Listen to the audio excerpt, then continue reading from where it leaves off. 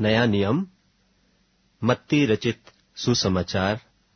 अध्याय 1। इब्राहिम की संतान, दाऊद की संतान, यीशु मसीह की वंशावली। इब्राहिम से इसहाक उत्पन्न हुआ, इसहाक से याकूब उत्पन्न हुआ, और याकूब से यहूदा और उसके भाई उत्पन्न हुए। यहूदा से फिरिस, और यहूदा और तामार से जोरह उत्पन्न हुए, और फिरिस से हिश्रोन उत्पन्न हुआ, और हिश्रोन से एराम उत्पन्न हुआ, और एराम से अम्मीनदाब उत्पन्न हुआ, और अम्मीनदाब से नहशोन, और नहशोन से सलमोन उत्पन्न हुआ, और सलमोन और राहब से बोअज उत्पन्न हुआ,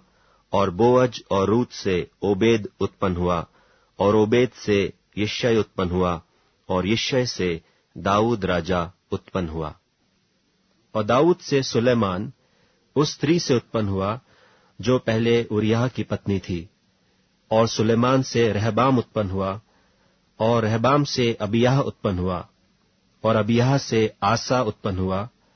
और आसा से यहोशाफात उत्पन्न हुआ,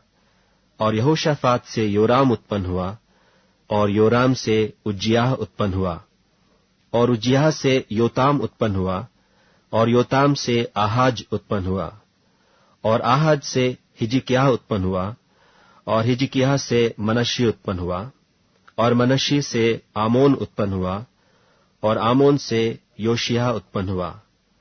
और बंदी होकर बाबुल जाने के समय में योशिय्याह से यकुन्याह और उसके भाई उत्पन्न हुए। बंदी होकर बाबुल पहुंचाए जाने के बाद यकुन्याह से शलतियेल उत्पन्न हुआ,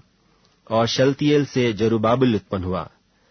और जरुब्बाबिल से अबीहूद उत्पन्न हुआ, और अबीहूद से इल्याकीम उत्पन्न हुआ, और इल्याकीम से अजोर उत्पन्न हुआ,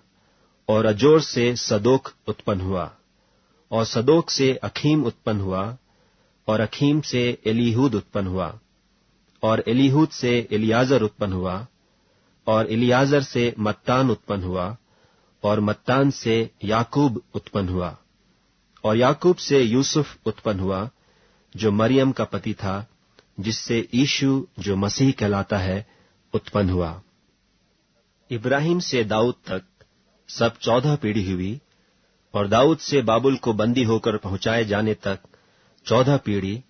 और बंदी होकर बाबुल को पहुंचाए जाने के समय से लेकर मसीह तक 14 पीढ़ी हुई। अब यीशु मसीह का जन्म इस प्रकार से हुआ कि जब उसकी माता मरियम की मंगनी यूसुफ के साथ हो गई,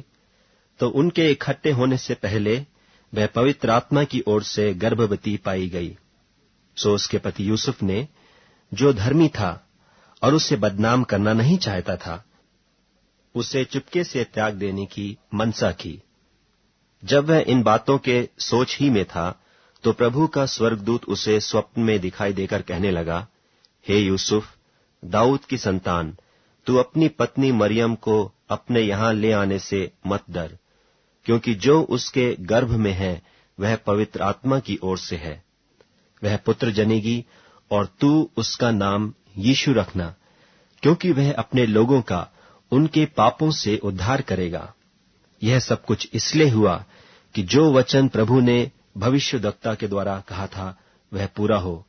कि देखो, एक कुंवारी गर्भवती होगी और एक पुत्र जनेगी, और उसका नाम इम्मानुएल रखा जाएगा, जिसका अर्थ यह है, परमेश्वर हमारे साथ। सो यूसुफ नींद से जागकर प्रभु के दूत की आज्ञा के अनुसार अपनी पत्नी को अपने यहां ले आया, और जब तक वह पुत्र न जनी तब तक वह उसके पास न गया, और उसने उसका नाम यीशु रखा।